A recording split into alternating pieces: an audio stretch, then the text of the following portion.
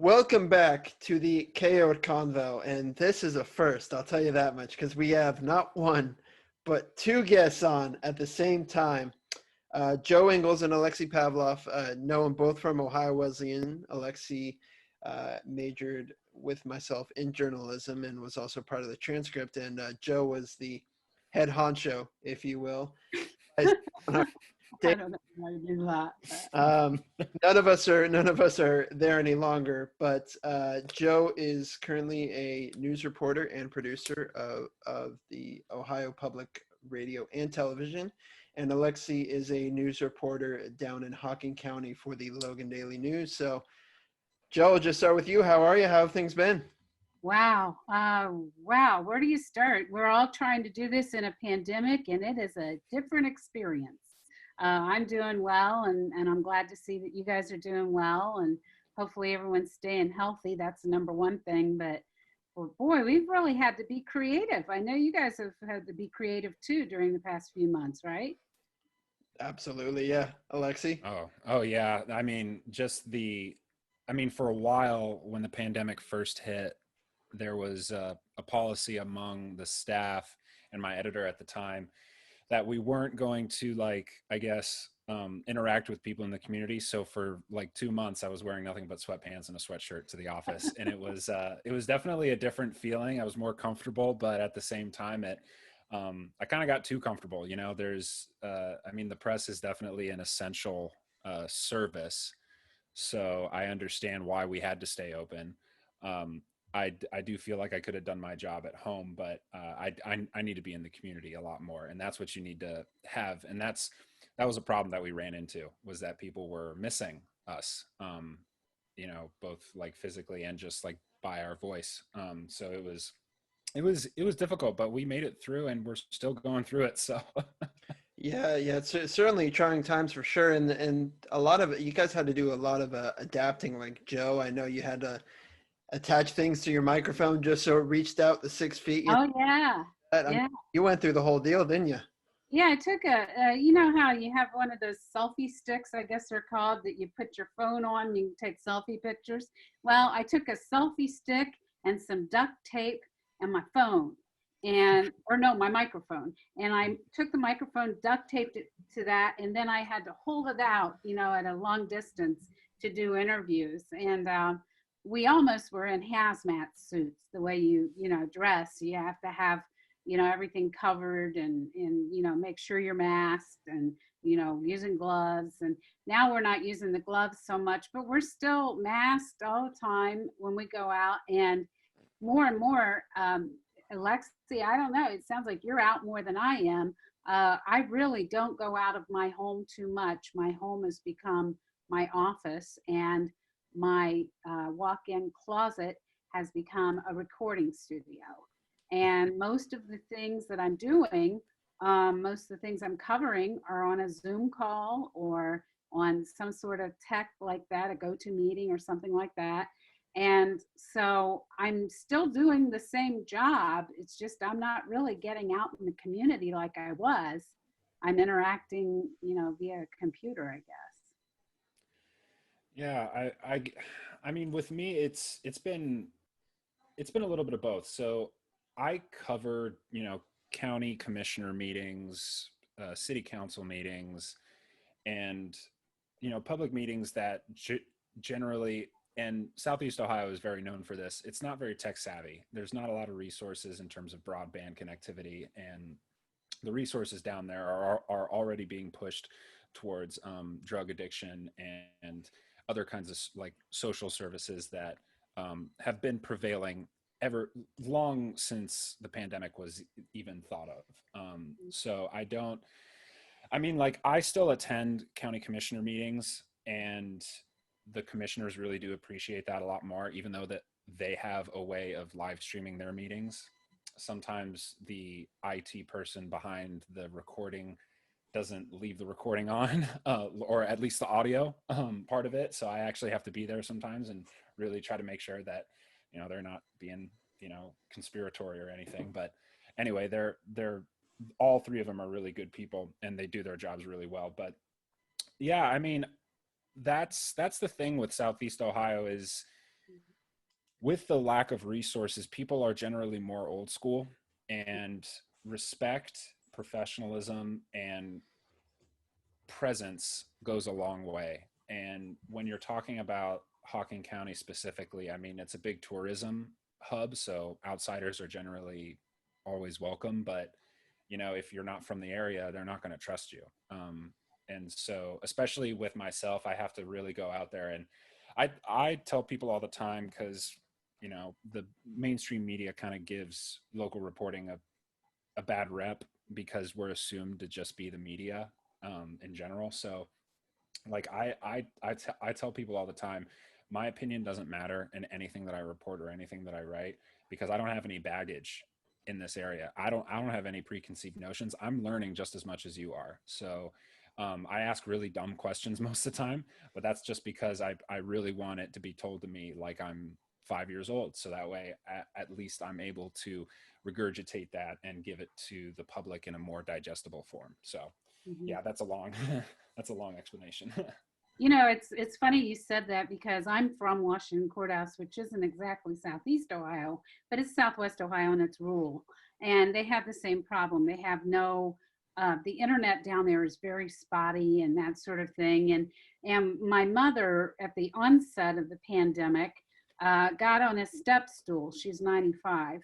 She got on a step stool, lost her balance, and fractured her hip, and they had her in the hospital. Then they moved her to a nursing home, and the pandemic was hitting, and people were getting sick in nursing homes.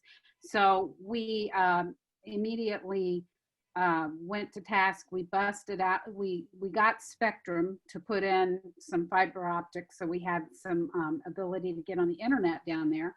And my sister-in-law and I came up with a schedule, and we moved in with her, and we took care of her for about, I don't know, about 2 or 3 months, until she got on her feet. And we had the home health care come out. We had a home nurse come out, everything we could to keep her out of the nursing home so that she could be in her own home and convalesce. And she, knock on wood, is doing very well. We were able to move out, and she's got herself back.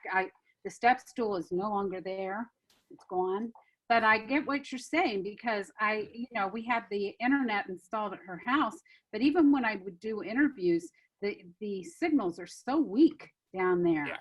that they would just look horrible from her house. So I would try to stack everything on my off days when I was at home, just to make sure that I got the better internet connection to do my work. Well, and like the real big issue that, with the scarcity that broadband has in the area, first of all, the FCC completely overestimated the broadband access in the area. They took census blocks, and when you take census blocks, it's supposed to represent, how many people live in a certain area of a state or a region. In a place like Franklin County, right, there are so many people on, like, probably hundreds of people on just one census block. Mhm. In Perry County or in Hocking County, there might be 6 people on a census block, and those people live like 3 miles away from each other. And in Franklin County, it'd be the opposite. But with what the FCC did was that they saw that if one person on that census block had basic broadband, which is, I don't want to mess this up, but I think it's like 25 megabits per second upload speed and 3 megabits per second download speed. If one person had that, the whole block had it. The whole block was considered to have it. And the action, like the fact of the matter is that that's just not true at all. And the FCC was called out for it, I believe, and several times. There was a study done recently by a gentleman, I'm blanking on the name, but I wrote a story about it when I was still with the Tribune.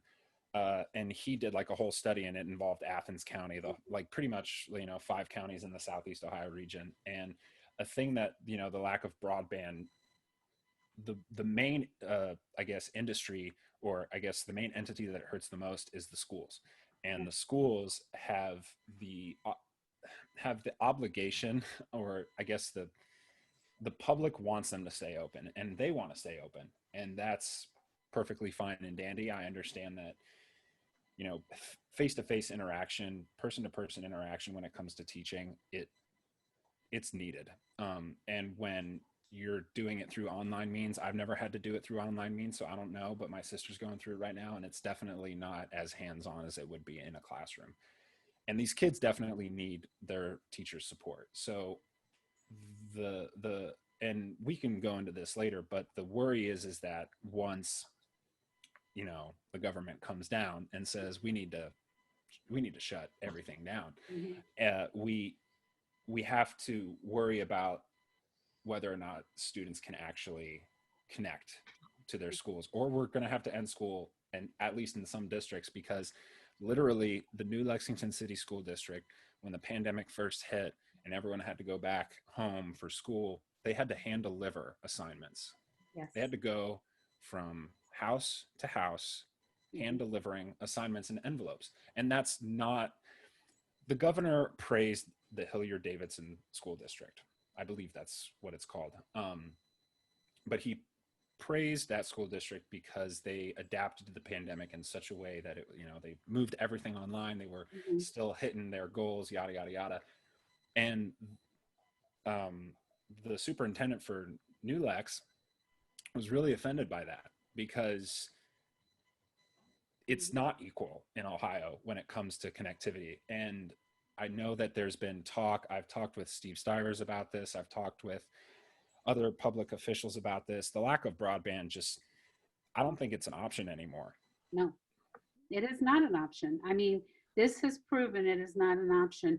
This is also why you see a lot of businesses that will not go into Southern Ohio, into those areas where people really are they need jobs. They want good jobs. You can't get businesses to go in there, because who wants to be in an area where you can't connect into the fiber optics and be able to have online sales and be able to connect with your other plants and other places? And I mean, it's a whole cyclical thing. And if this whole pandemic has proven anything, it is that there is definitely, like you said, a disparity in Ohio between the haves and the have-nots. And have-nots have not adapted very well to this whole mess. I'll give you another example too. My class at Ohio Wesleyan, we started in person, but then I was having, a third to a half of my class missing because either they were COVID positive, or they were quarantined, or they were self-isolating because they were afraid they had been exposed. I can't have half, and you guys took my class, you know what that's like. I can't have half my class missing class. So we had to go online. We've been online the entire semester because this has been the pattern the whole way through. I've had people who've, had to quarantine or whatever. And the big challenge in all this is that I can adapt perfectly. I can put my class online and do it just fine. But the students still need to access the program to do the work on a computer. Well, they don't have it on their own computers because it's costly. And so it's in the computer lab. But when you've got distance spacing, when you've got, labs that are being used in different ways than they normally are, it used to be that, if someone came to the lab and needed to work on something in there for another class, I'd say, come in the lab, sit down, do your work. We can't do that now. And so it's been a real challenge for the students too. And these are students who are going to a university that's a good university that has a lot to offer. So, I mean, it's just been, it really illuminates how mobile we need to be as a society and how quick we need to adapt, because we've put all this trust in the systems that we have, and we haven't really looked for the cracks in them. And this pandemic has shown where those cracks are, and it's made it very apparent that we need to start doing some things to make sure that we can deal with this in the future. Yeah, I mean, absolutely. It's certainly certainly an ever-changing time, and I think you both made good points. But You guys mentioned the business thing, and I kind of want to tie into one of the more, I mean, there's a couple current events, obviously, that are the most important. But recently today, hey, Governor DeWine's press conference laid out a whole new bunch of things. Obviously, bars and restaurants may be reassessed after like 1 week as to whether or not they're going to be closed. Open congregate areas, they're now closed. You know, and now businesses can earn up to 24 hours worth of closure if they're not following mask guidelines. So, Joe, I kind of want to start with you on this one. Was this predicted that DeWine was going to make this call after the election? No, I was quite frankly surprised he even said that, because he has caught so much grief from his constituents, from the Republicans. There is a certain, here's the thing. This has become political. I don't know how you make a pandemic political, but somehow people have managed to make it political. And there is a certain group of Republicans who DeWine really needs to stay into office, right? And that group doesn't even believe that the pandemic is as serious as it's put out there to be. And so that group is trying to push the agenda. And they have very much been pushing against any kind of closure.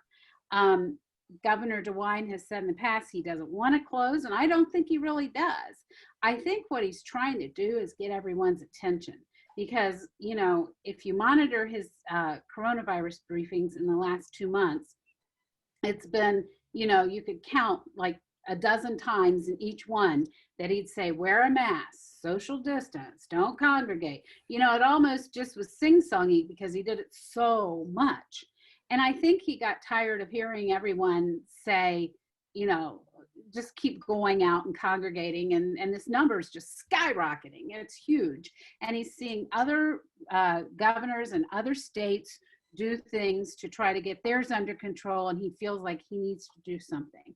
And even today, we pushed him on what exactly is the metric that you're going to look at to determine when you're going to close. Like in a week from now, you said you'll look at this again, you'll figure out whether to close the bars, the gyms, the restaurants. What are you going to be looking at? What goes into that? And he really didn't explain that. And I think really what he really wants is everyone to pay attention to this, wear a mask, social distance, do the things you need to do to get those numbers down, and and see if he can. I don't think he wants to close anything, but I think if this number keeps going up and up and up, eventually it's going to mean that a lot of things are going to have to close, like schools and whatnot, and he's got to do something. So I think he's in between a rock and a hard place right now, to be quite honest. Yeah, I mean, yeah. So I mean, you said in your tweet today 7,101 new cases. I mean, that's a record, right? I mean, that's the first time it's just passed 7,000 in a 24-hour period. Right. Aleksei, what are your thoughts? Did you think that DeWine was waiting until after the election just to make this, or? I do agree that this pandemic is politically charged, and it's really sad to see. This will be interesting to hear for your listeners, but I matched with this girl on Hinge, right? and one of the things that we get to start talking and start to know each other, ask questions about each other, and she asked what I did, and I said I'm a journalist, and she asked me like right off the bat, she was like, what do you think about this pandemic situation? And I'm like, well, it's definitely real, and it's definitely something to take seriously. And she gave me some, I don't want to say it's a conservative ideology, but it does come from that side of where, masks, they only weaken our immune system. Yes, they do, but that's if you wear a mask for years. Mm-hmm. Like it doesn't affect you in the like a moment's situation, or like just like 5 minutes or 30 minutes or even like 3 hours. Like I've worn my mask for 3 hours, right?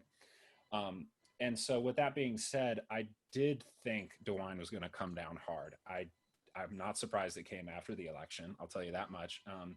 DeWine has been getting a lot of backlash. I think it's really unfair, though, and I think the unsung hero of this whole pandemic needs to be Amy Acton, because I miss her at the press conferences, to be completely honest. And I know I sound like a fanboy when I say that, but she really described this whole entire situation in a very mild, very, straightforward manner. Like she like went through all the jargon. She went through, all the scenarios, and she tried to keep a very calm demeanor. And I really appreciated her tenacity to do that, even though and this is just what I've heard through rumors and through social media like posts, but I heard that she got a lot of like personal backlash, and her family was threatened at one point.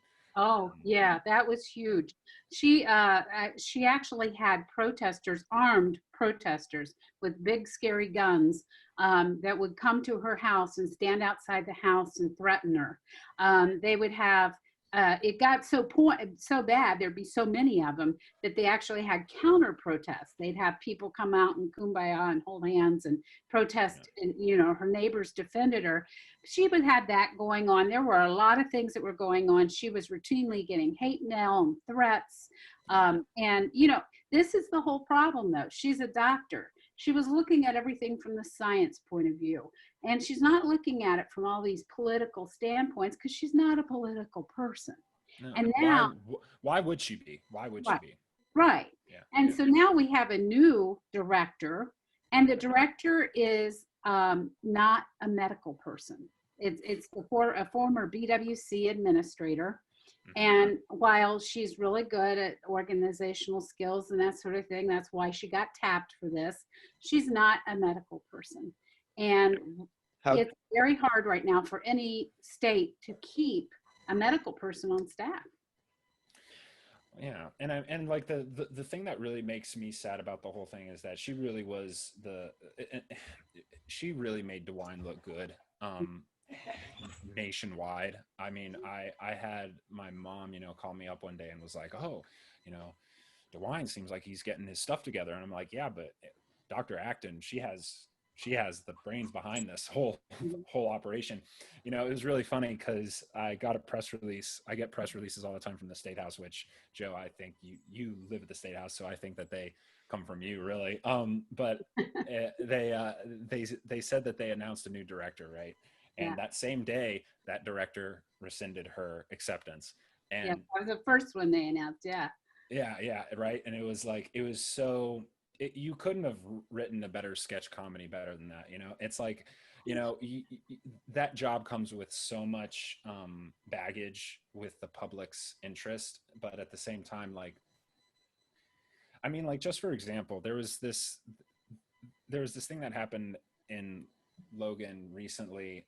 Joe, I think you're very familiar with this, the Alicia Kitts situation with the Logan police officer, Smitty. His name's Chris Smith. I know him. I know of him. I've talked to him a couple times, and he's a really fine gentleman, really good officer, and really loves his community. And, he got a lot of hate when he upheld the mask policy at Logan High School. Right. And I spoke with the superintendent afterwards, and they made like strict changes. They were like, "Hey, there's a 3-strike rule. If you don't have a mask, we'll give you one and we'll ask you to wear it. If you don't wear it, we'll ask you to leave. If you refuse to leave, we'll end the contest and your information will be transferred over to law enforcement." That's their new policy. And I'm actually waiting for the trial to start, which is coming up here just this month and in a few days. So that's going to be an exciting thing. But I mean, this whole entire, the theme of this whole entire year has been so political that it's really hard to see what's not political. And I don't know what it's going to take for people to not accept science, but trust it. I wrote an article in the Circleville Herald when I was writing for them at the time about 19 cases being linked to the Pickaway County Fair. Now, I'll tell you one thing right off the bat. I was at the Pickaway County Fair 2 days that it was happening. I saw people packed in grandstands not wearing masks. I saw people close proximity. I'd say probably 60% to 70% of the people weren't wearing masks, or they were wearing them improperly. Right. And And I wrote that article, and I've never had more comments on an article I've written on Facebook than that. I got like 75 comments and like a bunch of people just like angry face emoji Yep. like on the post. And I was looking at the comments, and they were like, oh, the Circleville Herald didn't know what to do today, so they decided to make a fake news story. And it's like, if you read who I talked to, you'll understand that this came from the Pickaway Public Health Office. Like Right. this came from the people that oversee like public health in the county. I don't know why you're mad at me for it. And apparently there were a few things that were changed after the article came out, like the health department like said like, oh, these were things that we meant to say, or like, you know, like whatever, just to calm people down. And I feel like they shouldn't have to do that. But you know, like it's just a time, everyone's under so much stress. It's hard to make things not political. And Yeah. with internet, you know, Yeah. we get influenced all the time. Yeah, and also there's always been a huge well, not really, I would say a problem, but of people not really reading an article and taking in the whole article and looking at your sources and things of that nature, which is why this is kind of like a good transition into covering an election cycle where misinformation and everything is everywhere. And Aleksei, I know you were covering down in Hocking County which is normally a conservative county.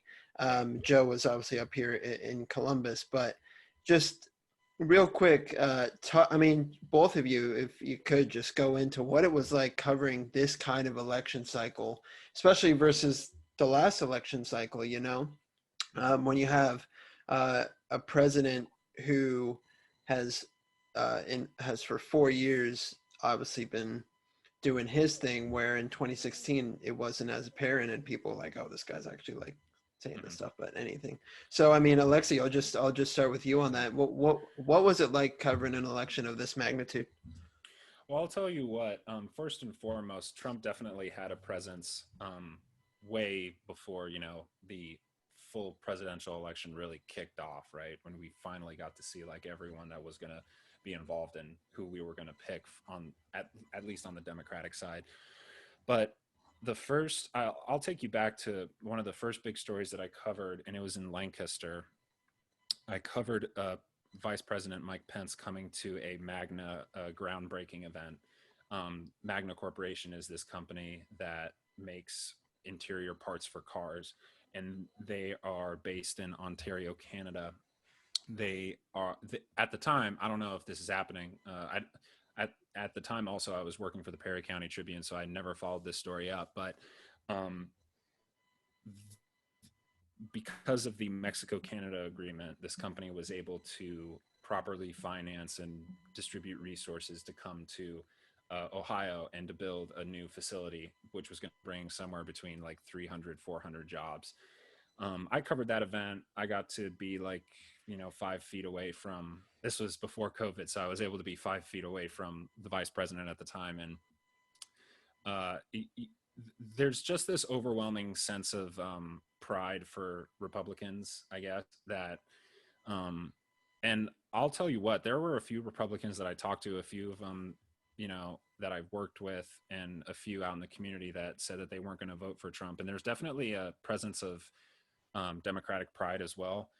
But when it comes to misinformation, I just wanted to make sure that everyone knew how to vote. That was a big thing. And a lot of people were worried about, the possibility of like, what if our ballots like don't get counted? So I was writing about stories with the Board of Elections almost every week, trying to get all the information out there. They were also printing PSAs in our publication. And I also did a PSA for them on my YouTube channel, and it's also on my website. I have to put it up, actually, so it's not on my website yet, but it will be up. And I just wanted to let people know, like, this is the way to vote. This is how it's going to be done. Here's what you have to do. Here's what you have to bring. Here's how you can check if you mailed it in. That kind of thing. But like, when it comes to like a particular candidate, so my editor wrote a story about how Hocking County voted, and overwhelmingly it was Trump. And we actually got a call from the Democratic Party of Hocking County, and they said that they weren't going to advertise with us anymore because they thought it was really one-sided. Really, we were just looking at which way people voted, and more people voted for, Trump. So like, there's a lot of like touchy stuff that people don't want to read, but at the same time, like, I feel like that's us doing our job.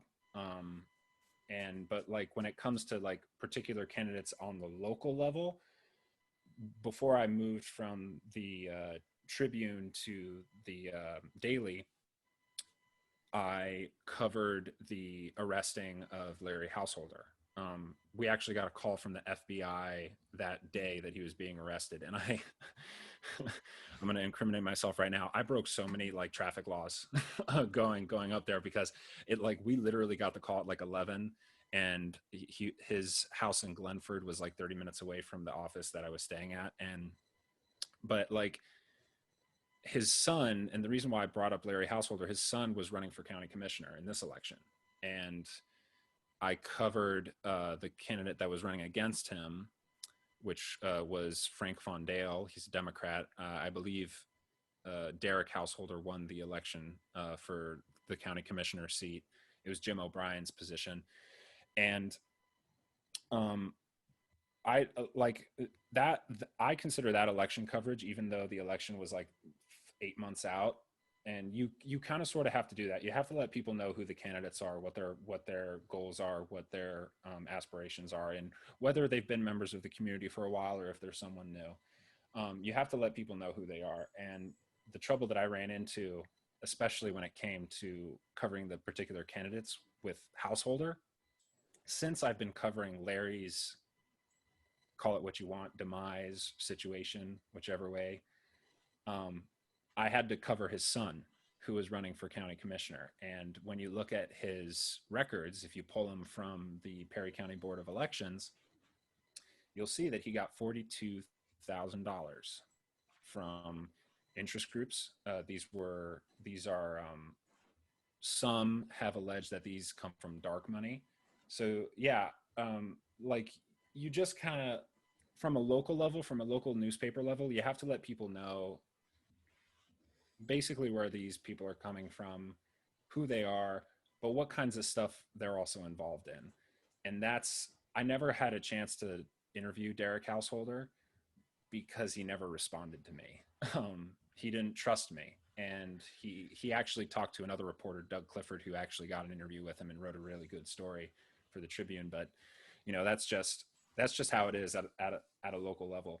And you have to be really touchy-feely with some people, because you don't want to piss people off. And I don't want to give people the wrong identity of who I am, because I want them to trust me. And I want to do what Paul Costu, always said, is just be fair, like just be fair. Like if you don't agree with them, like that's all fine and dandy. You can do that in your own personal time, but just give them a voice. And if people don't agree with them, let the public decide, Yeah.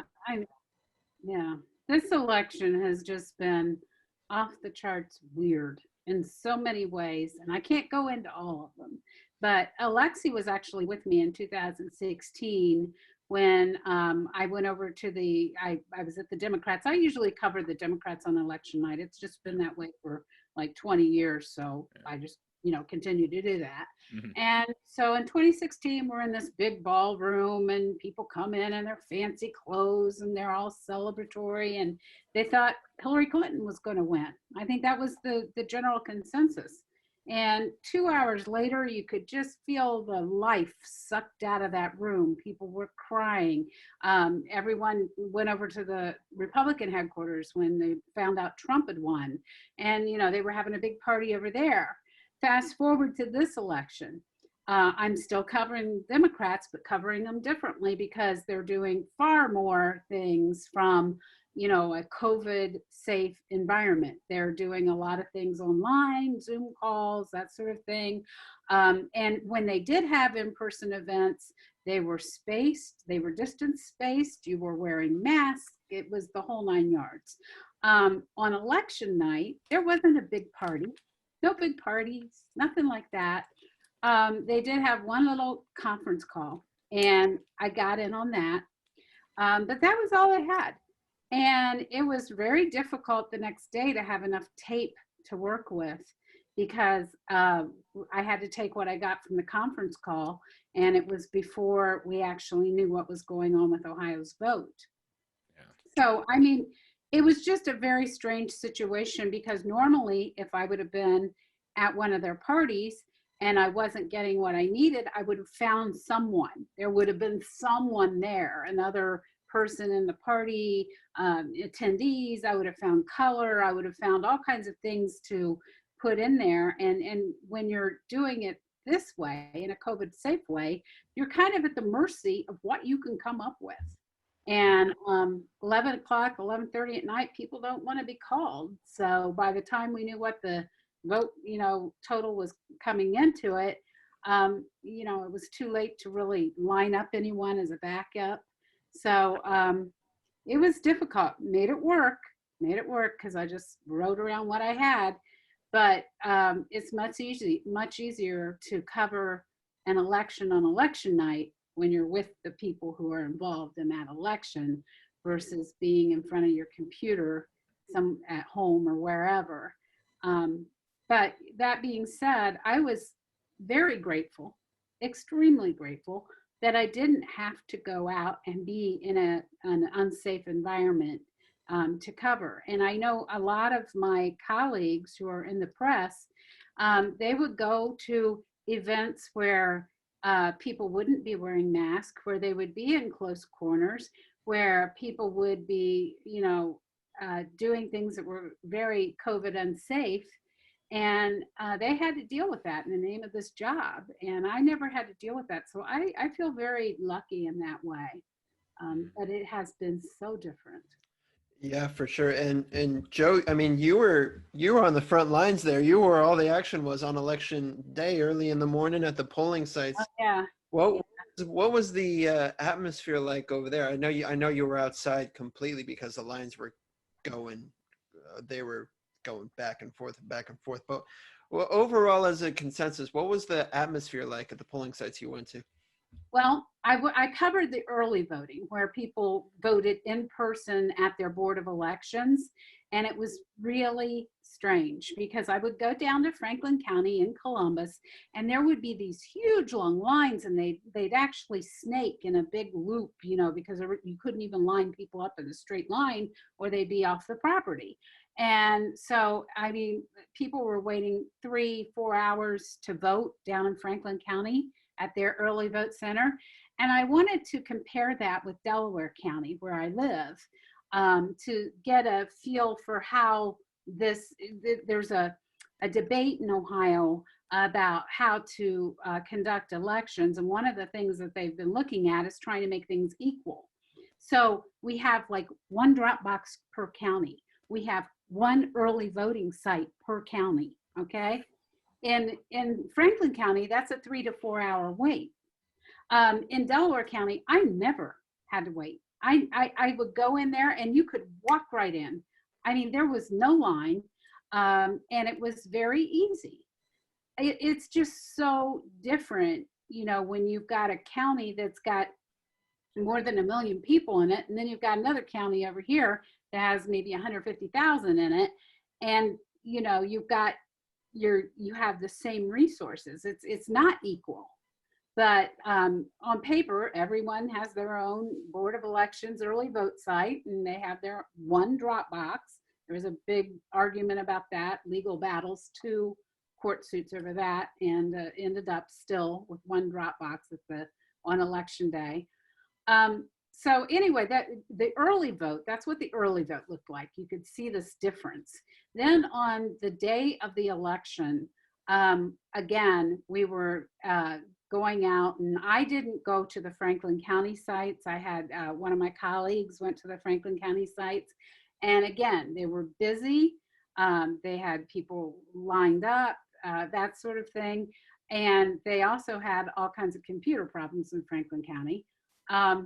And up in Delaware County, I was walking around, outside these polling places, and it was just there were people coming in and going, but they weren't standing in line, and they weren't waiting, and so I think we showed in our reporting the difference in the counties, and the reason why maybe it's a good thing to look per capita at, when you're making these decisions versus, making one size fits all, because they're not all the same.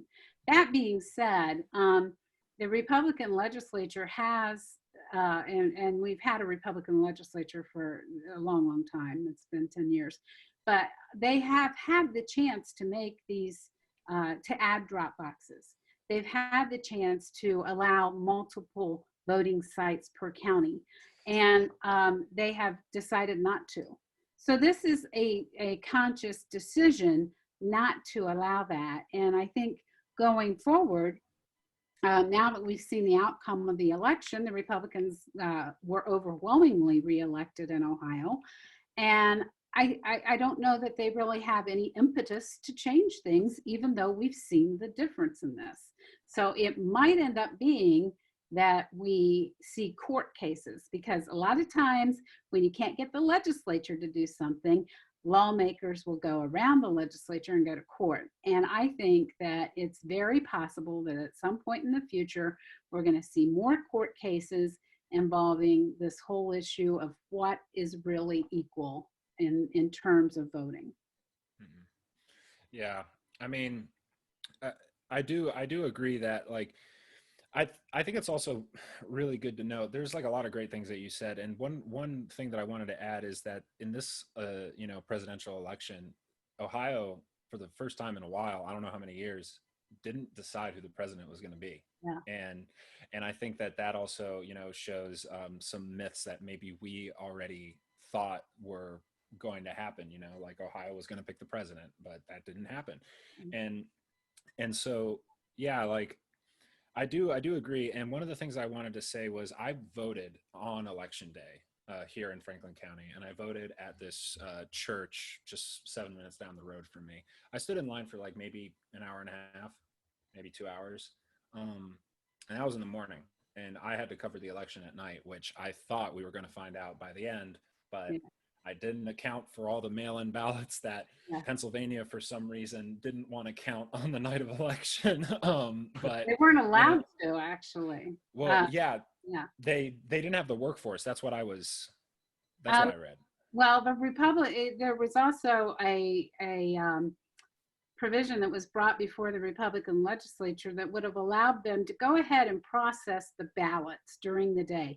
That's what Ohio does. When Ohio gets a mail-in ballot, they go ahead and they check the signature. They check to make sure all the information's there. They check to see if the envelope was correct. And then when they determine that all that's right, they process it, and not tabulate it, but they process it. They set it aside, they feed it into the machine, and it's there, okay, and it's done. So that when it comes 7:30 at night, all they have to do is flip a switch and it immediately starts tabulating all those results. You're not going through the manually feeding it in. Yeah. And they weren't allowed in Pennsylvania to even start opening the envelopes until after the polls closed, which is really silly. That's why it took days to do that. And I actually tweeted about that. I wanted people to see that, hey, Ohio does have something, a lot of times we hear so much criticism about Ohio in the national media and how we do all these things wrong. Well, that's one place where maybe we do it right if you're wanting to get accurate results quickly. Yeah. I mean, Nevada took forever too. Out of all states, Nevada, who would have thought Nevada would have they were too busy gambling. They were trying to bet on what the numbers were going to be. Honestly, I swear to God, I looked on Google and it said 75% for like 3 days straight, and I was like, "Oh my God, this is going to be." But Aleksei, go ahead. Sorry. Oh no, I was just going to say that Frank LaRose, there were a few things that I questioned him on in terms of like, was this the best way to handle this? But at the same time, Ohio does have some innovations when it comes to voting. What Joe just mentioned before, and the ability to, you know, I think Ohio has a really robust system of voting. It's way different than New York when I first voted when I was 18. And when I voted in Delaware County, I changed my residency, and I was in, like I said, Delaware. I went there and I just wrote my signature out. They just said, "Hey, just write your signature." They checked it and they said that it didn't look like the original signature that I wrote.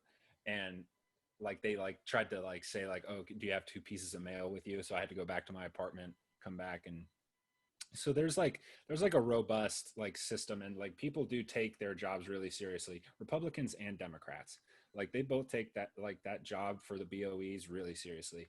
And for people that criticize, I don't know if this hasn't happened in Hocking County, and I don't know if this has happened in Ohio at all, but the people that are criticizing the ethical value of people who work at the Board of Elections not doing their jobs properly, I would tell them to just talk to them on like not an election year and see what like those people are like, because they sacrifice a lot just for, I think that they're true patriots really, because that's what this country is about. It's about democracy and letting your voices be heard. And I think the people that support other people's endeavors to do that is very patriotic.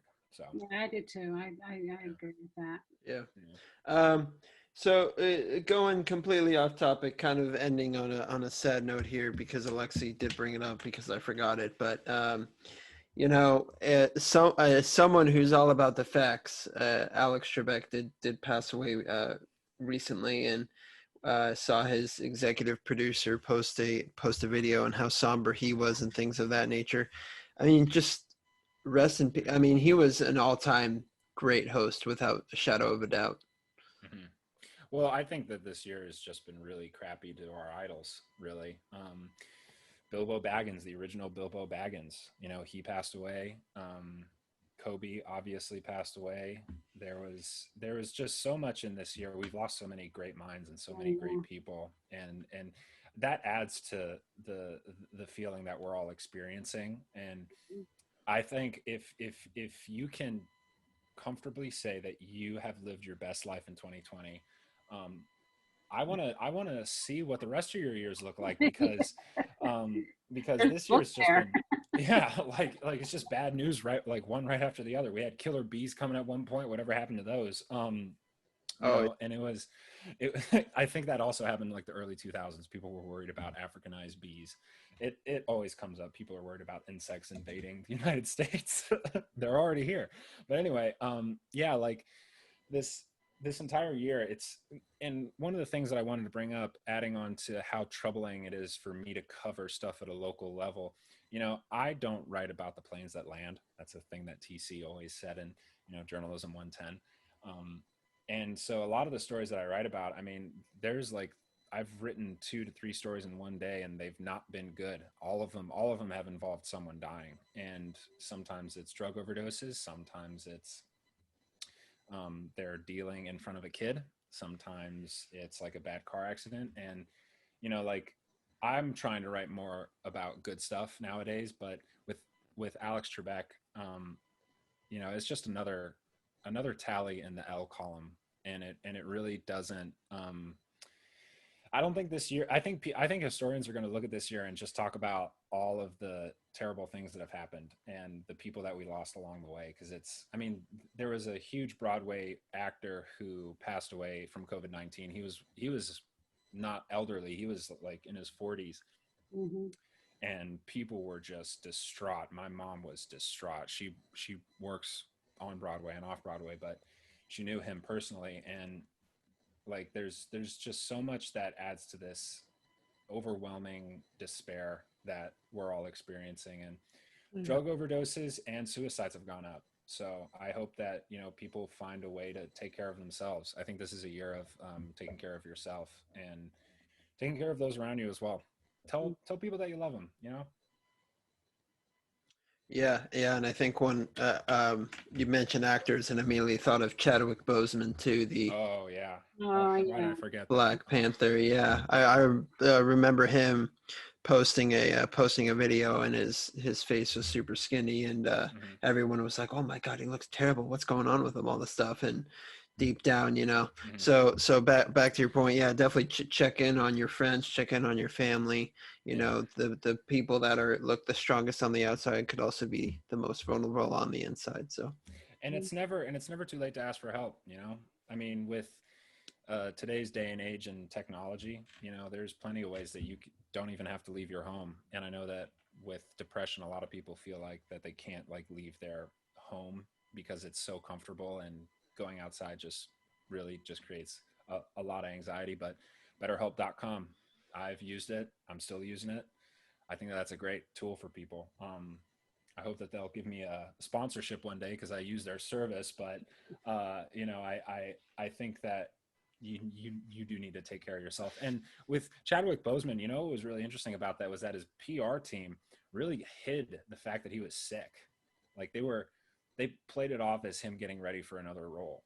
Meanwhile, we didn't know he was dying from cancer. So it just made that whole story even more gut-wrenching, in my opinion. Yeah. We've lost personal friends.